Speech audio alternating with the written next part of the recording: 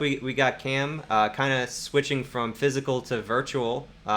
So I'm also going to send a link in the chat here so you can grab that. We're talking about the metaverse, but this isn't just the Facebook metaverse. This is an industrial metaverse. So what's going on here at the University of Houston, Cam? Yeah, well, what I find really interesting about this article and many others like it is the rapid adaptation of kind of maybe the consumer version of what we're hearing about, the populist version of what we're hearing about the metaverse, and but where the real practical applications are. And I think what's most important about that, at least in my mind, is that's the underpinning of something that's long-term sustainable. So it has use, it has utility. It's not novel. It's not the next cool thing. It's just not a new type of interface. It is actually unbelievably practical, and in fact, I would even say essential. So when we see organizations like the University of Houston, and the list goes on, right? Whether it's schools that are teaching in the metaverse, schools that are designing and building in the metaverse, schools that are teaching people to teach in them, whatever the case is, the underlying premise here is that the metaverse is real and it's very, very practical. So we see, engineering projects being done. We see simulations being done. We see this whole notion of us being able to interact in a 3D sphere. And I think what's important to note about this is that as we evolve as humans, we have this spatial capacity. That's how all of our senses are built. And right now, the majority of our interactions in the world are on a 2D plane. By far, we are interacting more, in this type of environment that we're experiencing right now than we are in a spatial environment, which is what we evolved to. And I think, bringing that spatial environment into the computing realm, I think is really where things become very, very practical for us. Now, from a sociological standpoint, I think the metaverse has even bigger implications. But one of the reasons that it's going to have these big implications is because of the practical applications that we see being done within the industrial metaverse.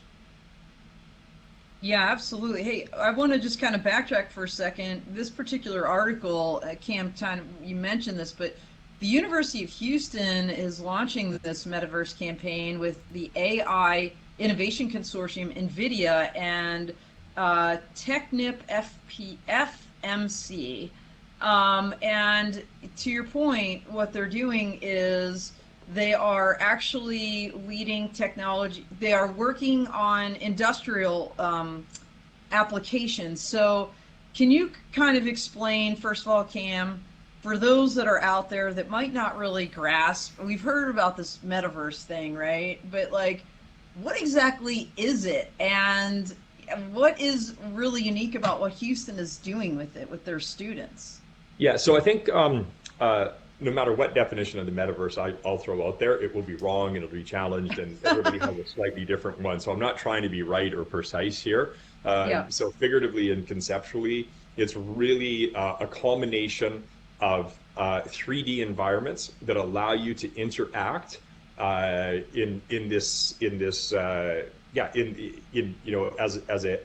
yourself in any environment that you want to create. And generally, the whole thing is moving to live-time 3D rendering so that you can interact in real time. So when you go into a video game or you go into Google Maps, you're going into an environment that's predetermined.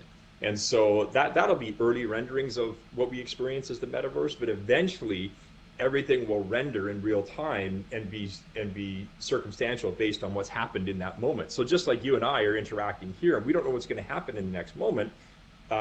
When it does happen, it unfolds as it's happening. So it's really an entire new world, and that's where this whole sociological impact is going to be massive.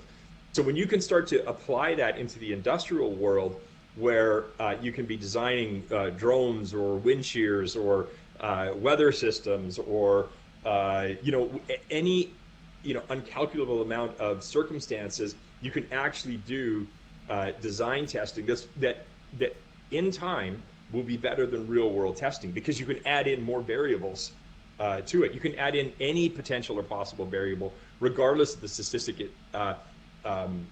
unlikelihood of it ever happening. And so that's that's what I find really interesting about the not just playing in the metaverse or designing in the metaverse and working in the metaverse like Houston is doing, but where they're bringing the AI into it, because now you can bring in uncalculable amount of variables that actually makes it more real. And so again, like the implications on the industrial design side are far reaching. In fact, I think it will be one of the key reasons that the entire human race will be able to technologically evolve and be able to do things like space travel and such, because it can handle and deal with things that we actually can't quite comprehend yet. My mind is blown. I don't know. What about you, Vidyut? What do you think about I mean, this? like, I was going to jump in anyways. I think that's a great point you make, Cam, because being a designer myself, this is something that is about I think in my head on a daily basis, anyways, and trying to kind of fiddle with what's new out there. I think obviously I'm familiar with the metaverse in terms of how it's being applied by so many different companies, not just NVIDIA being more I think on the tech front, and then you've got Nike, for example, using it to kind of change consumerism or traditional formats of consumerism. As a designer, I would love to kind of just have it there as a tool to kind of see what I would give people to experience who've never experienced flight from a point of view sort of position, right? Because I'm talking all about taking people from the car, putting them into something that's flying, and then sending them up 3,000 feet in the air. But they don't know what they're going to experience. They don't know how they're going to feel. If it's going to land on their balcony, how they I can actually simulate that and I can show that to them. And I can kind of get them almost trained or Yep. psychologically trained to deal with that huge change. Is one very key sort of way I would love to use it. I think apart from that, definitely being able to kind of build um, worlds and universes and environments where you could possibly just have. I think the key word or defining word to probably something like the metaverse is limitless at this moment, because it's very hard to kind of close it off and say, oh, this is where the application ends. I think we can find a use for it everywhere. And I think anything can be used alongside that. It is a mixture of AR, VR, and ultimately, your real world in itself. And it does force you to kind of utilize even your physical space, right? When you're using AR and VR, you're using it a bit differently when you're kind of in an augmented format. Whether it's putting on an Oculus or whether it's playing a game on a PlayStation or a Wii, you're using those things a bit differently in and around to how you would anyways. It's already changing behavior in some way or the other. I'm just pretty excited to see what it does, because I think as Cam rightly pointed out, it is going to be everywhere. It is going to be used everywhere. And I'm just curious to see how it would be used. As a designer, it's just the most exciting thing ever.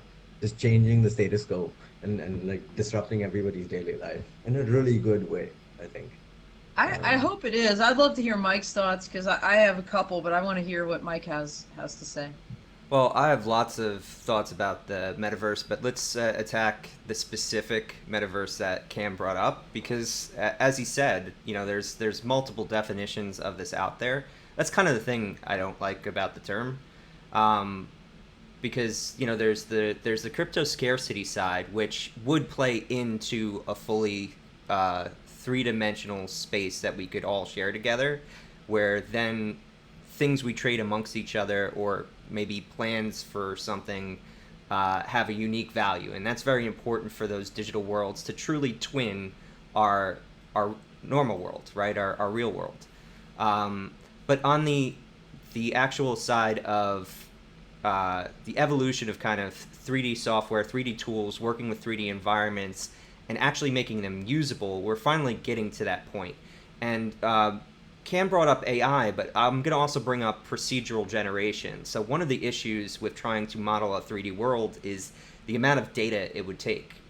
So procedural generation is kind of like, let's think about cells growing, right? They all have their little instructions, and with those few little instructions, they create a whole body, right? That's how you can actually create grass or trees in a digital world for a very, very small amount of memory, like a 4 kilobyte package.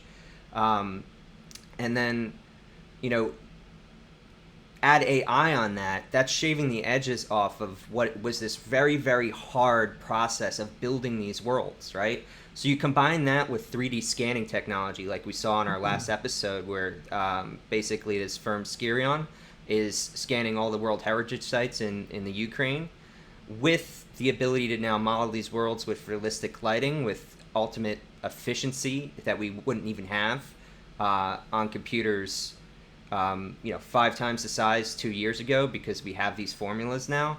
I think we're kind of at the advent of finally figuring out how to make 3D space tie in with real space, because that separation has a cost. It has a cost on even our experience of it being almost tiring. Like, oh, this doesn't feel exactly like my hands. But when it starts to get closer, then it becomes inseparable. And also, if you try to do 3D modeling now, the tools you're using, a mouse or a knob or whatever, really kind of feel removed, and it becomes a completely intellectual process rather than a tactile process. So all these evolutions, I think, are fantastic, and seeing the investment in not only colleges but from industry into kind of understanding like where we're driving towards now, I feel like we're kind of shedding some of the stupidity of early VR kind of marketing talk and getting into real on the grounds, like this is how this technology is going to actually influence the world. Well, I'm going to have to try on, there's a company that's going to be showing here at CUAV, Key AI, and they have the AR goggles. I'm going to put them on because here's my concern, honestly. I know this sounds really, maybe it's going to sound silly to you, but I always think about accessibility. And I know for myself, even when I've gone to Disney World and they slap those goggles on me, or I do one of those rides, I get sick. Like, there's something with like the motion and like, so I'm like, can everybody really get involved in this metaverse? Is that even possible? I don't know, because, and so that, and then of course the digital divide, are there going to be the haves and the have-nots even in this world? There usually are. And how do we cross that, or how do we prevent that, right? As we're designing, how do we include accessibility into our designs for this world? I think that's going to be so important. Otherwise it's going to be maybe not optimal. But just from a personal level, I just don't even know if I could do it, just because you slap those goggles on me. I don't know what it does to my brain, but it does something with my middle ear, and I don't know. I just there's something to that, because it's only tricking the cones and not the rods on your eye. So like your rods, they're like the black and white, so they're more sensitive to depth. So they're not fooled by the thing that's right here. They know the distance, but the color receptors are like, hey, there's depth here, and they're very influential. So that's where the nausea comes from, though, for a lot of people. But that can be fixed by refresh rate, resolution. That's a matter of time. So that's a scaling issue, like Moore's law. We got some comments from Chris Wedgeworth, our super fan, so I'm gonna read them all off real quick. Happy Labor Day. Go Speedy, in reference to the Speed Racer design, so congrats, Vidyut. Wow, Mike is very smart. Thank you. And some people do get motion sick. He is. Sick. I always knew it. Yeah. So, any final comments to kind of wrap this up, Cam? Because we're coming up on the midpoint. Yeah, no, I think a great conversation, and thanks for letting us bring it up. And as it relates to having to have the hardware on or not, like, part of this iteration will be, even in this 2D world, I do think that everything will evolve to 3D spatial websites, and every website will be a Web 3.0 type of experience, and I just think that that's going to allow us to interact with each other in a way that that spatially we're more comfortable with. I know it's changed, so it feels uncomfortable, but when you can immerse it will be a richer experience, and even in the 2D plane we'll be seeing more of that. But anyway, great conversation.